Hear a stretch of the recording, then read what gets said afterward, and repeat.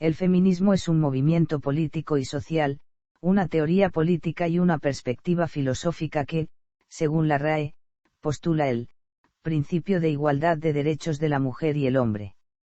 De acuerdo con ONU Mujeres, el feminismo en principio lucha por la equidad de género y por el reconocimiento de las mujeres como personas físicas y sujetos de derecho. Asimismo, sostiene que ningún ser humano debe ser privado de bien o derecho alguno a causa de su sexo y busca conseguir que las mujeres tengan iguales libertades que los hombres, además de eliminar la violencia contra la mujer que en su mayoría es ejercida por estos mismos. Surgió alrededor del siglo XVIII con la publicación de la obra Vindicación de los Derechos de la Mujer, de Mary Wollstonecraft en 1792, y ha tenido un importante desarrollo teórico, político y filosófico desde entonces. El feminismo centra su análisis en el rol del patriarcado en estructurar las relaciones desiguales de poder entre varones y mujeres. El feminismo realiza una crítica de la visión androcéntrica de la sociedad, a la que busca transformar para conseguir sus objetivos de una sociedad más justa e igualitaria. Como movimiento social ha buscado promover los derechos de las mujeres, incluyendo derechos civiles y políticos como votar y ocupar cargos públicos, derechos económicos como recibir igual remuneración por igual tarea, ejercer las potestades propias del derecho privado, tales como suscribir contratos, derechos sociales como recibir una educación, ejercer sus derechos reproductivos y proteger a otras mujeres de diferentes formas de violencia como el abuso, el acoso sexual y la violencia doméstica. El feminismo además ha jugado un rol importante en denunciar y cambiar los estereotipos de género. A medida que el movimiento feminista adquirió relevancia en el mundo académico, fue generando un cuerpo teórico que ha dado lugar a la aparición de disciplinas como, por ejemplo, la geografía feminista, la historia del feminismo o los estudios de género. La filosofía política feminista sirve como campo para desarrollar nuevos ideales, prácticas y justificaciones sobre cómo deberían organizarse y reconstruirse las instituciones. Como movimiento social formado por grupos organizados, el feminismo se ha desarrollado históricamente en una sucesión de etapas o fases, a las se ha denominado olas. En cada fase u ola, se han desarrollado ideas y conceptos, teorías, estrategias, acciones y corrientes muy diversas, por lo que se utiliza, en algunos casos la noción de feminismos, para denotar esa diversidad. Como movimiento de transformación de la sociedad, tiene una vocación de influencia sobre la forma en la que se conceptualiza la realidad y en el discurso científico. A lo largo de los años se han desarrollado numerosos movimientos e ideologías feministas que representan distintos puntos de vista y objetivos. Tradicionalmente, desde el siglo XIX, el feminismo liberal de la primera ola que buscaba la igualdad política y jurídica a través de reformas dentro del marco de la democracia liberal se contraponía a los movimientos de mujeres proletarias del movimiento obrero que, con el tiempo, se convirtieron en el feminismo socialista y el feminismo marxista basados en la teoría de la lucha de clases. Desde la década de 1960, ambas tradiciones se contraponen también al feminismo radical, que surgió del ala radical de la segunda ola del feminismo y que reclama una reordenación radical de la sociedad para eliminar al supremacismo masculino. Estas tres corrientes se denominan a veces como las tres grandes escuelas de pensamiento feminista.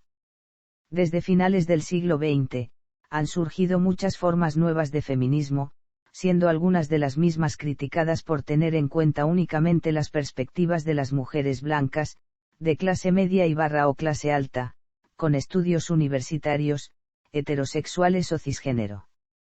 Estas críticas han llevado a la creación de formas de feminismo étnicamente específicos o multiculturals, como el feminismo negro y el feminismo interseccional. Etimología. Aunque el tema de la igualdad se trataba en publicaciones del siglo XVII, como de l'égalité des hommes et des femmes, de Marie Leyars de Gournay o de l'égalité des deux sexes, de François Poullain de la Barre, el neologismo francés feminisme se formó a finales del siglo XIX, a partir de la palabra latina, femina, y el sufijo, isme. El primer uso del término, aunque con un significado distinto, se produce en 1871, cuando un estudiante de medicina, Ferdinand Valerie Faneau de la Cour, lo utilizó en su tesis, Du féminisme et de l'infantilisme chez les tuberculeux, para referirse a la patología que aquejaba a los varones que sufrían de este mal. Según su tesis, se producía una detención del desarrollo del cuerpo, lo que derivaba en el debilitamiento del individuo enfermo, y, finalmente, se presentaba una feminización del cuerpo masculino. Es poco probable, sin embargo, que se diseminara este término, tanto por su contexto como por la coyuntura en el que se produce. Meses después, en 1872, Alexandre Dumas hijo, escritor y dramaturgo, retomó el término, ahora con un sentido político, en sus panfletos, Feminismo, y, El hombre-mujer, para desprestigiar a los varones que apoyaban decididamente el movimiento de mujeres que demandaban el acceso a sus derechos ciudadanos. Según la historiadora y filósofa francesa Geneviève Fraisse, Dumas utilizó el término feminismo en el marco de un debate sobre temas como el adulterio y el divorcio. No fue hasta la década de 1880, cuando Hubertine Auclert, sufragista francesa, retomó el término, ahora con una connotación dirigida a los movimientos que buscaban la justicia social y política para las mujeres. Por su parte, el Diccionario de la Lengua Española recoge por primera vez el neologismo en 1914 y no modifica la definición hasta 1992. Hasta la 22ª edición publicada en 2001 ha definido feminismo como, doctrina social favorable a la mujer, a quien concede capacidad y derechos reservados antes a los hombres. En su segunda acepción, movimiento que exige para las mujeres iguales derechos que para los varones. Esta segunda acepción la incorpora la edición de 1992. La edición actualizada, define feminismo como principio de igualdad de derechos de la mujer y el hombre y como movimiento que lucha por la realización efectiva en todos los órdenes del feminismo. Se reconocen varias modalidades de feminismo, entre otras, el feminismo cultural, el feminismo liberal, el feminismo radical, el ecofeminismo, el anarcofeminismo, el feminismo de la diferencia, el feminismo de género, el feminismo de la igualdad, el feminismo marxista, el feminismo socialista, el feminismo separatista, el feminismo filosófico, el feminismo islámico, y el feminismo lésbico. Todo ello hace que se hable de feminismos, y no de un solo feminismo.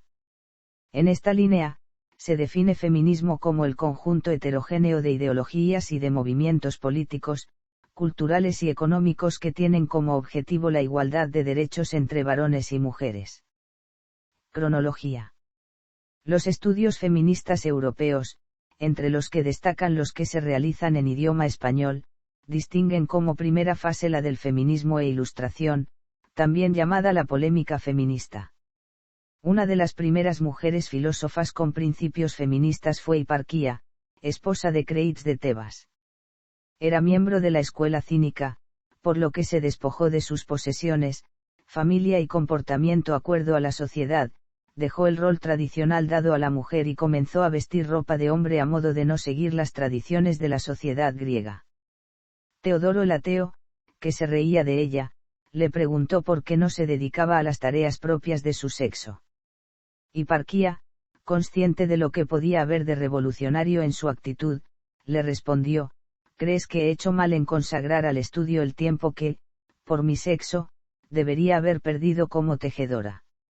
Si bien las polémicas sobre la mujer se remontan hasta la Edad Media y aunque arrancan con el preciosismo, siendo de destacar la obra de Paul-Yain de la Barre, es en el siglo XVIII cuando la polémica sobre igualdad y diferencia entre los sexos se plantea con un discurso crítico, a través de la filosofía de la Ilustración, que era contemporánea.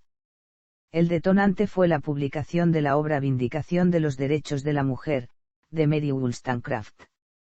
La segunda ola fue el feminismo liberal sufragista, centrado en el derecho al sufragio y a la educación. Fue un interregno, después de las guerras, con la llamada mística de la feminidad. La tercera ola comienza en los años 70 con lo que las feministas llamaron, el malestar que no tenía nombre, y el análisis del patriarcado, los techos de cristal, así como la situación de las mujeres en el resto del planeta donde no se reconocen los derechos humanos que se declararon universales e inalienables. En esta tercera ola sigue el feminismo, que es un internacionalismo, en la segunda década del siglo XXI. Otra cronología distingue la primera ola, que apareció a finales del siglo XIX y principios del XX y se centró mayormente en el logro del derecho al sufragio femenino. La segunda ola aparece en los años 60 y 70 y se centra en la liberación de la mujer. Por último, la tercera ola comienza en los años 1990 y se extiende hasta hoy en día, y constituye una continuación y una reacción a las lagunas que se perciben en el feminismo de la segunda ola. Protofeminismo, feminismo premoderno y memorial de agravios. Se denomina protofeminismo o feminismo premoderno a las protestas expresadas por mujeres como memorial de agravios, y a la defensa de las mujeres que se llevó a cabo en el contexto de las polémicas sobre mujeres, durante la época que precede a la Ilustración y que se remonta hasta la Edad Media. Este feminismo premoderno no surge del discurso de exaltación de las virtudes femeninas que es parte de la tradición europea del siglo XIII conocida como amor cortés. Tampoco es un discurso que reivindique la igualdad entre los sexos, pues se mueve en el marco de una sociedad estamental en la que rige el prejuicio de que es por voluntad divina que existan diferentes estados y diferentes formas de servir al amo, según los sexos. Según Simone de Beauvoir, la primera mujer que utilizó una pluma para defender a las mujeres fue Christine de Pizan, quien en el siglo XV escribió, entre otras obras, la que tituló como Ciudad de Damas y la que publicó bajo el título Épître aux dieux d'amour.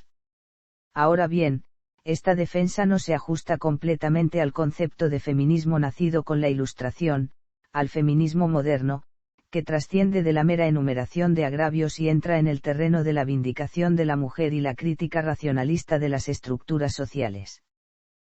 Primera fase, feminismo e Ilustración. Salvo excepciones, los principales autores varones de la Ilustración relegaron el papel de la mujer en la modernidad. Tanto Rousseau como Kant consideraban que las mujeres, al igual que los niños, estaban excluidas, por naturaleza, del derecho de ciudadanía.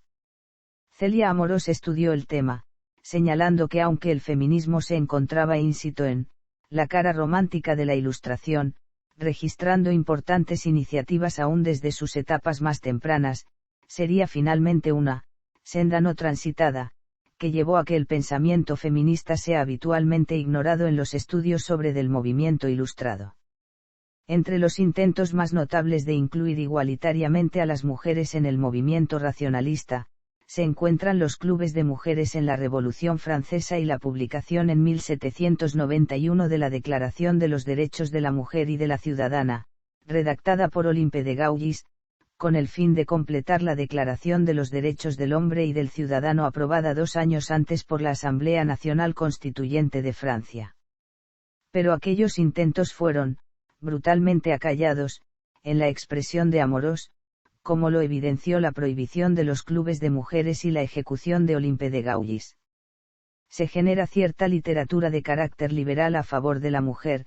John Stuart Mill y Nicholas de Condorcet van a ser ejemplos de líderes que defienden los derechos de la mujer, pero el vacío y aparente olvido de la relegada figura de la mujer dentro del Estado liberal, que perdura hasta el siglo XX, no va a ser denunciado hasta la aparición de autoras como Mary Wollstonecraft, autora de Vindicación de los Derechos de la Mujer, que rompe con la tónica de las obras escritas hasta el momento por mujeres, descritas como memorial de agravios, y pasa a la vindicación, componente esencial del feminismo. En el Imperio Español también hubo expresiones feministas ligadas a la Ilustración.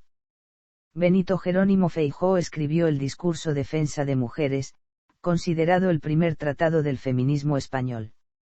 Josefa Amari Borbón en la Real Sociedad Aragonesa de los Amigos del País, defendiendo la equidad de las mujeres ante el hombre. Una de sus obras disponibles actualmente en Internet, es el Discurso en defensa del talento de las mujeres. Segunda fase.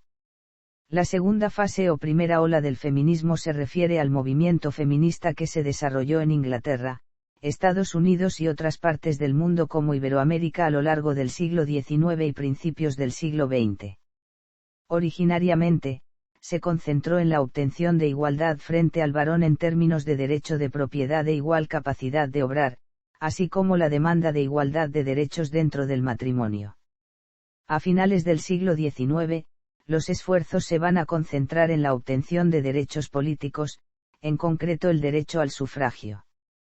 En las décadas de 1830 y 1840 se destaca en el movimiento socialista francés, la peruana Flora Tristán, con obras como La emancipación de la mujer, considerada como precursora del movimiento feminista moderno. Un hito del feminismo es la Convención de Seneca Falls en Nueva York en 1848, donde 300 activistas y espectadores se reunieron en la primera convención por los derechos de la mujer en Estados Unidos, cuya declaración final fue firmada por unas 100 mujeres. Durante ese tiempo, muchos socialistas utópicos habían abordado antes la opresión de las mujeres, como los sansimonianos que defendían la emancipación de la mujer. En este grupo se encontraban las mujeres como Angélique Arnaud, Caroline Simon y Claire Demar. Los fourieristas, a los que perteneció Eugenie Niboyet, habían tratado temas como la necesidad de socializar el trabajo doméstico, el amor libre y la necesidad de reorganizar la sociedad en falansterios. Escribió Flora parafraseando a Fourier, se observa que el nivel de civilización a que han llegado diversas sociedades humanas está en proporción a la independencia de que gozan las mujeres. Los socialistas Karl Marx y Friedrich Engels recuperaron las ideas de Fourier en la Sagrada Familia, donde se sostienen que los progresos sociales y los cambios de periodo se operan en razón directa del progreso de las mujeres hacia la libertad, y las decadencias de orden social se operan en razón del decrecimiento de la libertad de las mujeres. Engels escribió sobre la doble opresión histórica de las mujeres por parte del Estado y la relación matrimonial en el origen de la familia, la propiedad privada y el Estado. Expresó que, en la familia burguesa, el hombre es el burgués y la mujer representa al proletario. Esta obra será considerado una obra clave para el feminismo socialista. Al iniciarse el siglo XX aparecen en el Reino Unido las suffragettes, activistas por los derechos cívicos de las mujeres, en particular el derecho al sufragio. El movimiento fue liderado por Emmeline Pankhurst y numerosas autoras y activistas, en su mayor parte de Estados Unidos y Reino Unido, que van a llevar el feminismo al terreno del activismo, especialmente en un contexto de vindicación de igualdad de derechos frente al Estado. Los acontecimientos históricos del momento, especialmente la abolición de la esclavitud, van a ser muy influyentes en el devenir del movimiento feminista, pudiendo encontrar una correlación entre la lucha por la abolición y la lucha por los derechos de la mujer. Muchas de las líderes de esta primera corriente son esposas de líderes abolicionistas. Una vez conseguida la abolición, se van a producir contactos entre las feministas y las mujeres negras, poniéndose de relieve las grandes diferencias en la situación de las mujeres blancas de clase media alta, las únicas feministas hasta el momento, con las mujeres negras. Este encuentro lo personaliza la figura de Sojourner Truth y su discurso Ain't I a Woman. Las diferencias y características específicas de los problemas de la mujer negra junto con los de las mujeres obreras van a generar fricciones y problemas como por ejemplo, la incompatibilidad del modelo femenino de la mujer obrera con el de las pioneras del feminismo. Autoras y activistas importantes de la primera ola del feminismo son, Lucretia Maat, Lucy Stone, Elizabeth Cady Stanton, y Susan B. Anthony, muchas de ellas vinculadas al abolicionismo e influenciadas por el pensamiento cuáquero. El carácter del feminismo predominante en ese momento vindica a la mujer a través de cualidades positivas consideradas femeninas como la templanza, la vida piadosa o la abstención de beber alcohol. Sin embargo, esta vindicación de la mujer a través de la templanza no es menoscabo para enérgicas protestas y un activismo beligerante, con acciones como encadenarse en lugares públicos, romper escaparates, huelgas de hambre, desobediencia civil o actos desesperados y extremadamente peligrosos como tirarse delante del caballo del rey durante una carrera. En Argentina la anarquista Virginia Volten lidera un movimiento feminista sindical alrededor del periódico La Voz de la Mujer, publicado bajo el lema, ni Dios, ni patrón, ni marido. Pocos años después Bolten integró la mesa de conducción de la Federación Obrera Regional Argentina. Instalada en Uruguay, participó del movimiento que conquistó el derecho al sufragio para las mujeres y el divorcio.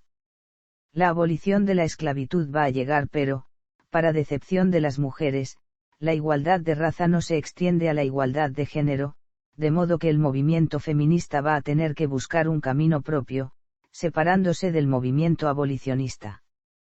Tras grandes esfuerzos, se conseguirá el derecho al sufragio en 1918, cuando en Inglaterra se regula el voto para mujeres mayores de 30 años y poseedoras de una casa. En Alemania se consigue el sufragio en noviembre de 1918. En 1928, la edad para votar se equipara a la de los varones. Por su parte, en Estados Unidos, la 19ª enmienda de 1920 otorga derecho al voto en todos los estados del país. La mayor parte de los grandes estados europeos van a tomar medidas semejantes, con algunas excepciones como Francia o Italia, que aún postergarán unos 20 años el derecho al sufragio femenino. Con la consecución de la igualdad de iure, la primera ola va a perder su razón de ser, tras un periodo de poca actividad en lo que a feminismo se refiere. Aparecerán nuevas corrientes feministas, centradas en el progreso e igualdad social y cultural de la mujer, y para diferenciarlas, se les va a calificar como la segunda ola, nombrando de forma retrospectiva a la primera ola.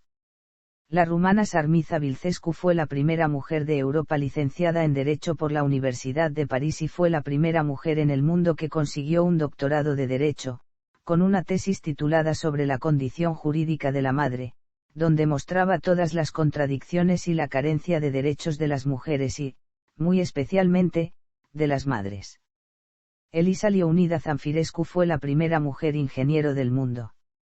En 1909 se inscribió en la Academia Real Técnica de Berlín, Charlottenburgen, y se graduó en 1912.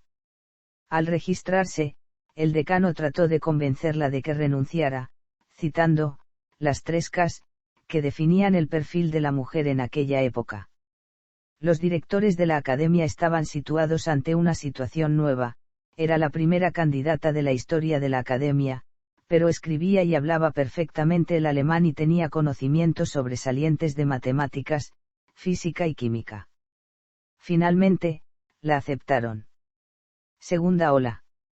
La segunda ola feminista, del movimiento de la mujer o de liberación de la mujer, hace referencia a un periodo de actividad feminista que comienza a principios de los años 1960 y dura hasta los años 1990 del siglo XX. Así como la primera ola del feminismo se enfocaba principalmente en la superación de los obstáculos legales a la igualdad legal, la segunda ola tenía una amplia variedad de temas: la desigualdad no oficial, la sexualidad, la familia, el lugar de trabajo y, quizá de forma más controvertida, los derechos en la reproducción. En esta etapa se encuentra la Segunda Guerra Mundial, donde compañías como Westinghouse Electric hicieron carteles que animaban a las mujeres a trabajar en los puestos que los hombres habían dejado vacíos al marchar a la guerra, es decir, propaganda de guerra para invitar a las mujeres a unirse a la fuerza laboral, o que de la misma forma no eran para la contratación, sino para exhortar a las mujeres ya contratadas a trabajar más duro. Pero la verdad es que la intención de promover la idea de la mujer trabajadora fue creada con la idea de que cumplieran con su obligación de esposas, llenando los puestos de trabajo dejados por sus maridos durante la guerra, casi como si se tratara de un deber patriótico.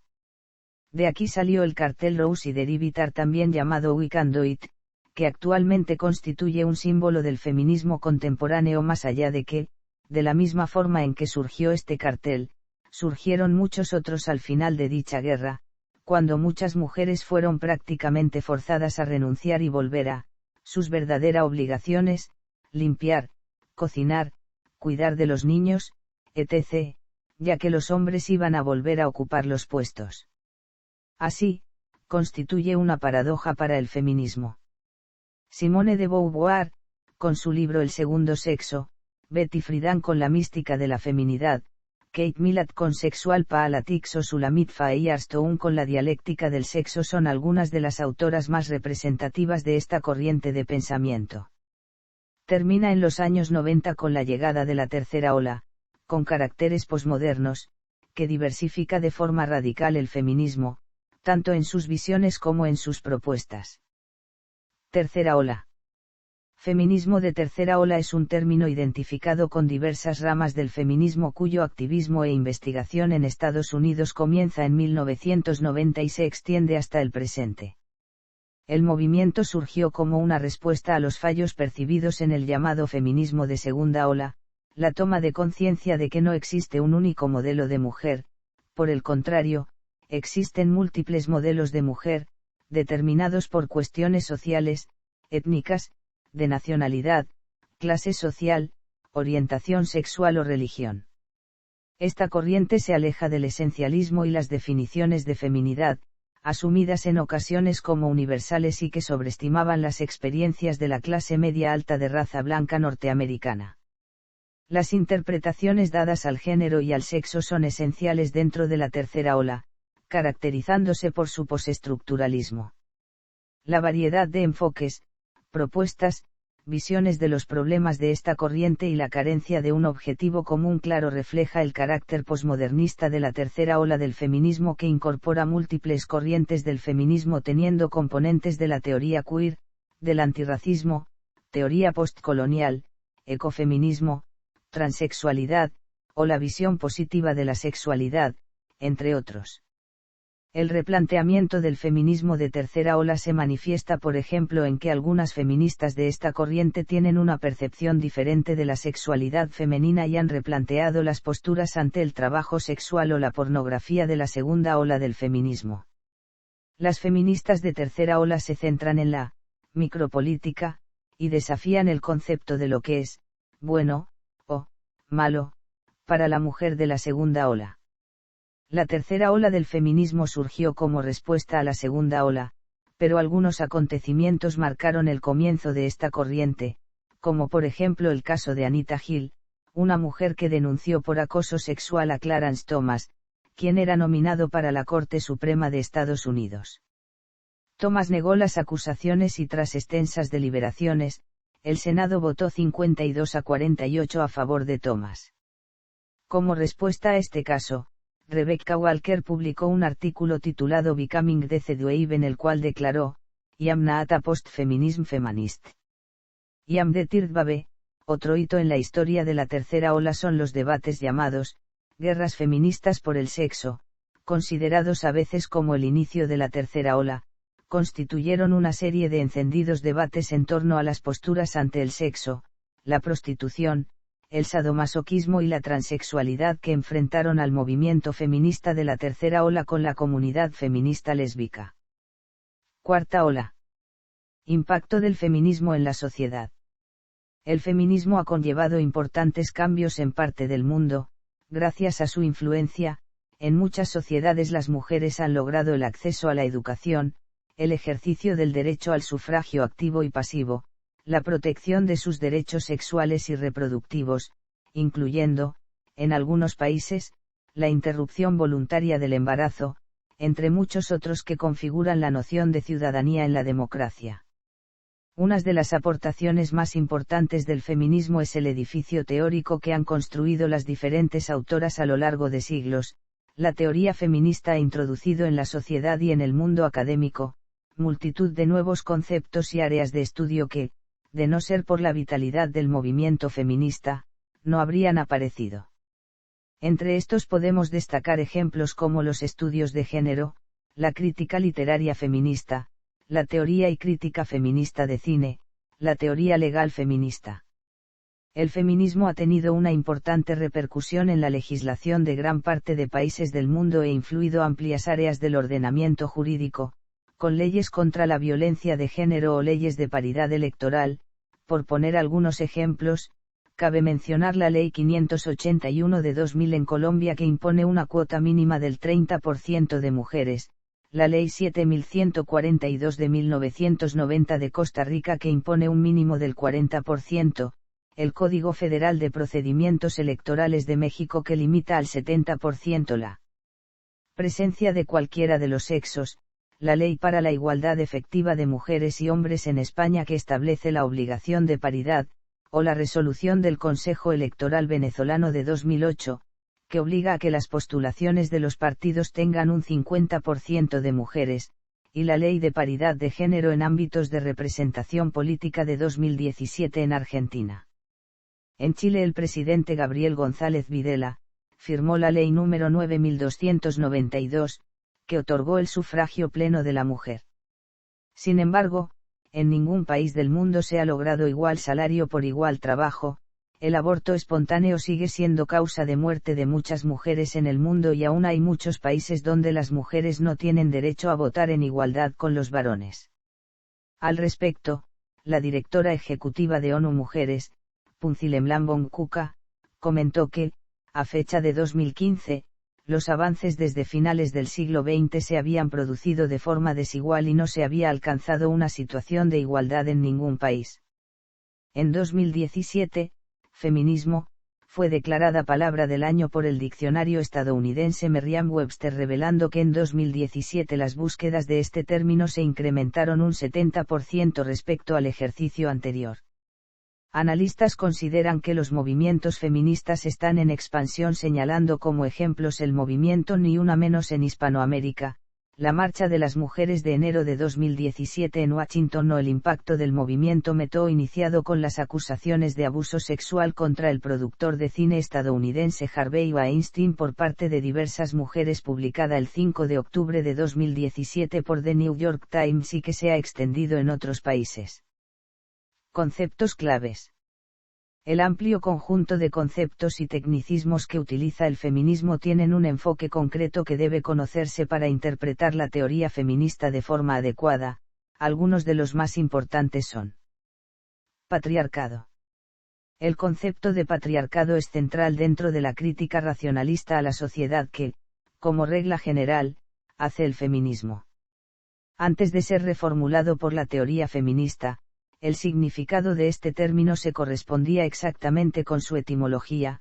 La palabra patriarca se compone de las palabras griegas y desde antiguo denominó a la organización social que otorga la primacía a la parte masculina de la sociedad, e institucionaliza la influencia del padre de familia. La introducción del concepto patriarcado en el debate feminista se debe a Kate Millett, en su libro Sexual Politics, y hoy en día es un componente esencial de casi todos los enfoques del feminismo, en particular, del feminismo radical. Dentro de la teoría feminista, el patriarcado ha pasado a significar el dominio del orden social por los varones, que se manifiesta de innumerables formas, creando un estado de cosas que configura de forma exterior a las mujeres, todos los aspectos de su existencia, a través de la violencia simbólica, de mitos y creencias que convierten la situación de subordinación en lo natural. Algunos ejemplos de subordinación patriarcal son: salarios más bajos para las mujeres. Según la OCDE, en los países miembros existe una diferencia salarial de género del 17% y se calcula que un 30% de esa diferencia se debe a causas discriminatorias. Altera en favor del género masculino la sexualidad, orientándola hacia el placer de los varones. Influencia en ámbitos como el lenguaje, que trataría al género femenino como una excepción frente a la norma masculina, o en inglés, la palabra woman, que evolucionó del vocablo de inglés antiguo woman, que significa humano femenino, mientras que man en inglés antiguo significaba humano, a secas, cayendo en desuso la palabra verman alrededor del año 1000 a 1200 de nuestra era y pasando a usarse man para definir a todo el género humano y a los varones. El sistema de recompensas y castigos de la sociedad, que daría más importancia a las conductas masculinas que a las femeninas, definiendo los roles o estereotipos sexuales y que, por medio de la ideología patriarcal, se presentan como naturales y universales.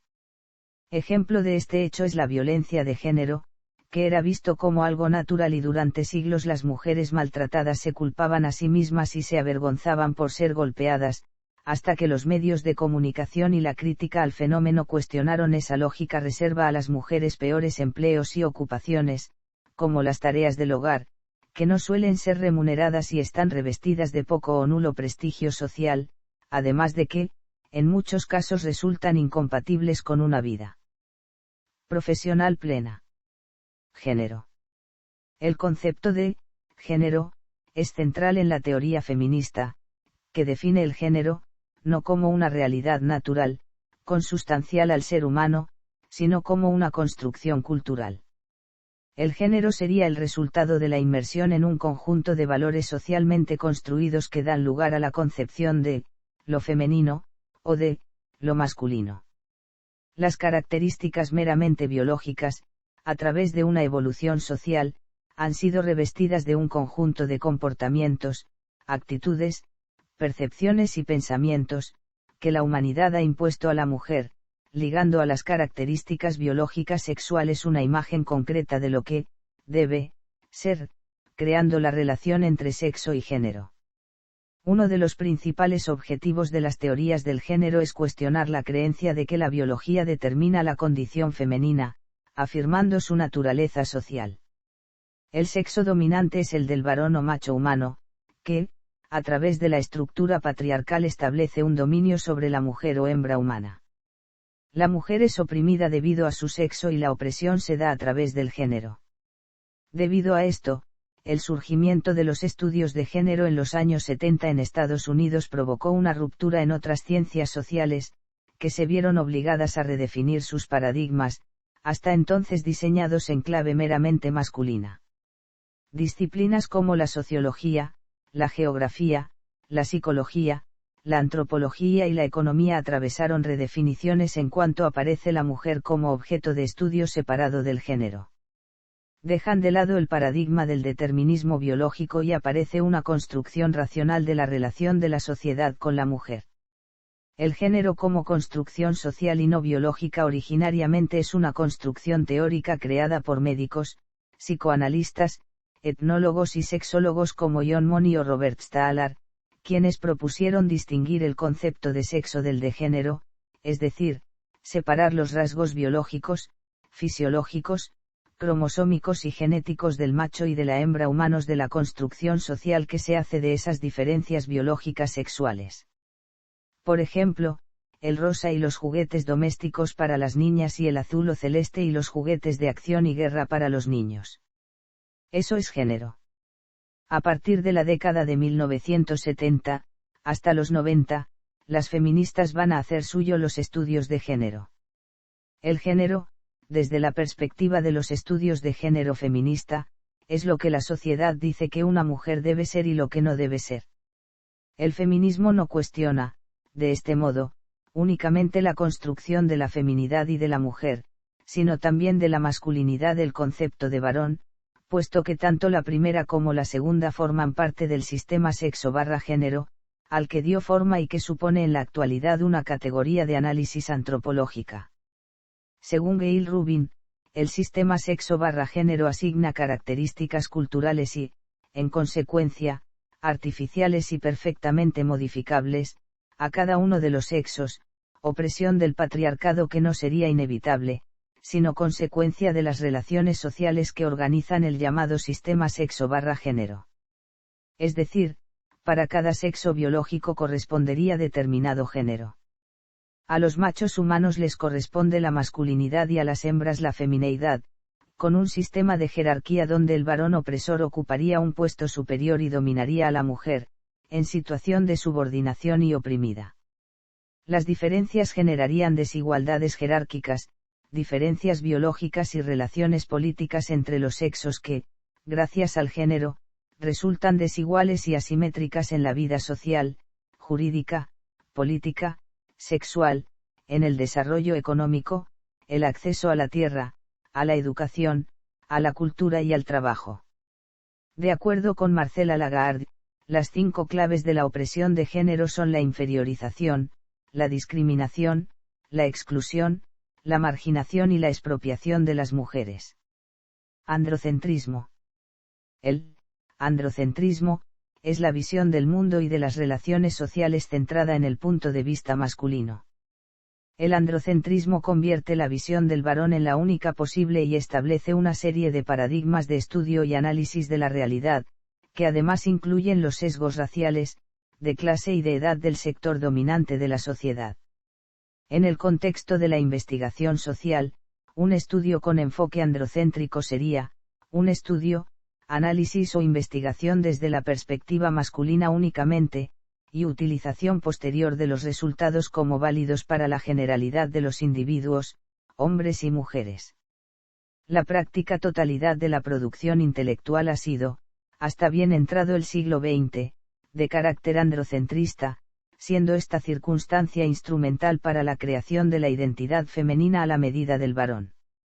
Dado que a lo largo de la historia de la humanidad, la parte masculina de la sociedad ha sido la que ha escrito y teorizado sobre la sociedad, el androcentrismo es una consecuencia a la vez que una condición posibilitadora de este dominio. El androcentrismo se extiende a todos los ámbitos de la sociedad en general y de la producción intelectual en particular, afectando a ámbitos como la escuela y sus materiales educativos, los medios de comunicación, la producción científica, la administración pública, la sanidad, la justicia, entre otros. El sesgo androcéntrico de la producción intelectual de una sociedad, además de su carácter, de género, incluye otras condiciones ventajosas como la clase social, el color, la etnia o la edad. Los privilegios de estas condiciones sociales convierten la visión del varón blanco, adulto y propietario en la única posible, posibilitando el monopolio de la visión intelectual de la sociedad. Un claro ejemplo de androcentrismo se encuentra en el 10º mandamiento bíblico. Críticas. Aspectos teóricos. Una de las corrientes del feminismo de tercera ola, el ecofeminismo, ha recibido críticas contra él por su carácter esencialista, lo que ha llevado al rechazo de tal denominación por las feministas que se definen también como ecologistas. Tal esencialismo se interpreta como una visión dicotómica y estricta, un dualismo que en el fondo sigue enfocándose en diferencias de género, y no en aspectos comunes, hasta el punto de relacionar el ser mujer con una supuesta moralidad superior, y tender a mostrar a los varones, con una capacidad innatamente inferior en áreas de desempeño consideradas significativas, por ejemplo, al atribuirles fenómenos como la violencia, y a desligarles de valores como la paz, sin haber evidencias científicas y prácticas que respalden estas relaciones. Este punto de vista ha sido denunciado como innecesario en el feminismo y como ideología sexista. Según el psicólogo Sebastián Girona, las versiones más radicales del feminismo achacan a los hombres toda la culpa de la opresión que han sufrido las mujeres a lo largo de la historia sin reconocer la responsabilidad propia de las mujeres. Esta perspectiva puede conducir a culpar al hombre de todos los males sociales, y en consecuencia, cosificarlo a la figura del mal y en algunos casos puede devenir en un odio o aversión hacia los varones, llamado técnicamente misandria, que se puede manifestar abierta o sutilmente. El feminismo ha recibido críticas desde ideologías conservadoras. Por ejemplo, la periodista Naomi Seifa Riley, sostiene que el feminismo ha perjudicado a las mujeres y a las familias al promover una cultura que supuestamente considera las relaciones sexuales casuales como empoderantes, rechaza la necesidad de la presencia del hombre en el hogar y minusvalora el trabajo doméstico de las mujeres, a la vez que invita a la victimización de la mujer.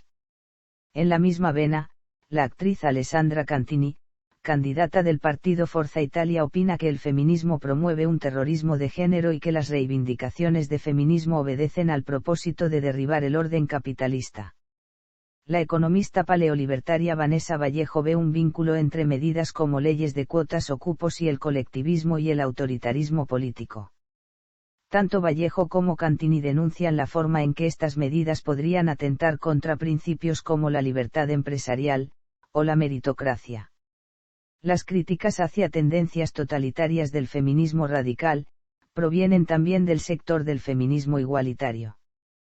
Por ejemplo, Camille Paglia y Cristina Samars acusan a las feministas de género de encasillar a las mujeres en el rol de víctimas del patriarcado y lamentan una supuesta deriva hacia la intolerancia y la censura del feminismo hacia los puntos de vista disidentes en las instituciones académicas. Otros conceptos de la segunda y tercera ola del feminismo han sido cuestionadas, como el patriarcado, la identidad de género y los constructos sociales como un supuesto movimiento de igualdad. Se denuncia el abandono del feminismo por proteger y velar por la discriminación, la explotación y el abuso hacia los varones. Por ejemplo, Carol Fontena y Andrés Gatica, en una investigación sobre la violencia hacia los hombres, comentan sobre el problema de la violencia doméstica. Cantini, por su parte, opina que, el status quo actual discrimina a los hombres en tanto y en cuanto no existe ninguna ley humanitaria que los defienda de los abusos que reciben. Movimiento del desacuerdo. Algunos colectivos de hombres y mujeres han mostrado su desacuerdo contra el feminismo, como fue el caso de la campaña en Internet llamada, Mujeres contra el Feminismo, de 2014 en reacción a la campaña, Yes All Women, o el, Frente de Hombres contra el Feminismo, en Alemania. En 2013 el patriarca Kirill de la Iglesia Ortodoxa de Rusia cuestionó al feminismo argumentando que, es muy peligroso y puede destruir Rusia. En los primeros años de la década de 1990 el periodista conservador estadounidense Rush Limbaugh comenzó a difundir el término peyorativo, feminazi, asociando algunas corrientes feministas con el nazismo. El término ha sido criticado por promover la creencia de que Hitler era feminista. La feminista Gloria Steinem ha criticado también a Limbaugh, exponiendo cómo Limbaugh apoya la mayoría de las posturas que el nazismo tenía contra el feminismo. También el ejecutivo de medios Steve Bannon, jefe de asesores del expresidente estadounidense Donald Trump y director del medio de extrema derecha Breitbart News, y Milo Yiannopoulos, periodista británico de extrema derecha, sostuvieron que el feminismo era una enfermedad como el cáncer.